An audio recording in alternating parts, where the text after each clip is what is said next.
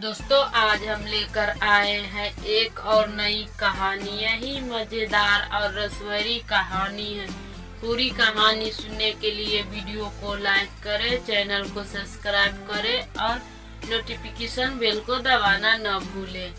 कमलेश और अंजलि दोनों भाई बहन थे, एक दूसरे से बहुत प्यार करते थे। वो दोनों उसके पास बहुत ज्यादा संपत्ति थी, किसी भी चीज की कमी नहीं थी। माँ पापा कमलेश और अंजलि की सारी इच्छा पूरी करते थे। कमलेश घोड़े पर बैठना सीख रहा था, उसके पास एक शानदार घोड़ा था। थोड़े दिन बाद अंजलि की शादी हो गई। जहांगीरदार के घर में उसकी शादी की। मायके वाले से भी ज्यादा अंजलि के ससुराल वाले अमीर थे। कमलेश भी अब बड़ा हो गया था, उसके शादी बाकी थी, परंतु अचानक उसके पिता की मौत हो गई और कुछ दिनों बाद माँ की भी मृत्यु हो गई। कमलेश अब अकेला रह गया था। अंजलि भी 4 दिनों के लिए मायके आई थी, पर वापस भी चली गई अपने ससुराल। अब सारा कारोबार कमलेश के कंधों पर आ गया था, पर उसके अनेक लोगों ने फंसाया। एक बार बड़ी डील की, पर उसमें उसे घाटा हुआ और कमलेश बर्बाद हो गया।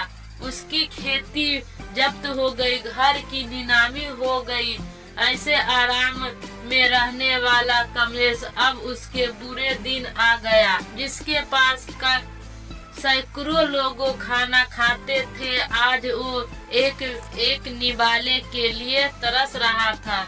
जो मुलायम गद्दे पर सोता था, आज उसे सड़क पर सोना पड़ रहा था। जिस कमलेश को हजारों लोग पहले हाथ जोड़ते थे, वही आज सबके सामने हाथ फैला रहा था। कमलेश ने सोचा अपनी बहन के पास जाए, लेकिन अमीर बहन के पास भिखारी जैसे कैसे जाऊं, जिसके पास पहले हाथी घोड़े पर बैठकर जाता था, आज उसके पास पैदल कैसे जाऊं। जरी के पोशाक में पहले जाता था, वहां अब फटे हुए कपड़े में कैसे जाऊं। परंतु कमलेश मन में बोला, प्यार अमीर और गरीब नहीं देखता। मेरे बहन मुझे अपने देखता, मेरे बहन मुझे अपने पास क्यों नहीं आने देंगे। भला मुमकिन नहीं है ये कि वो मेरी हालत भी वजह से मुझे धिक्कारे। वह बहन के पास गया, दरवाजे में खड़ा हुआ। ऊपर छत से बहन देखा रही थी। कमलेश ने ऊपर देखा, पर बहन अंदर चली गई। कमलेश को लगा बहन नीचे मिलने के लिए आ रही होगी, पर कोई आई नहीं। दरवाजे पर खड़े नौकर ने पूछा, कौन हो तू, यहाँ क्यों खड़े हो चोरों के जैसे, निकलो यहाँ से।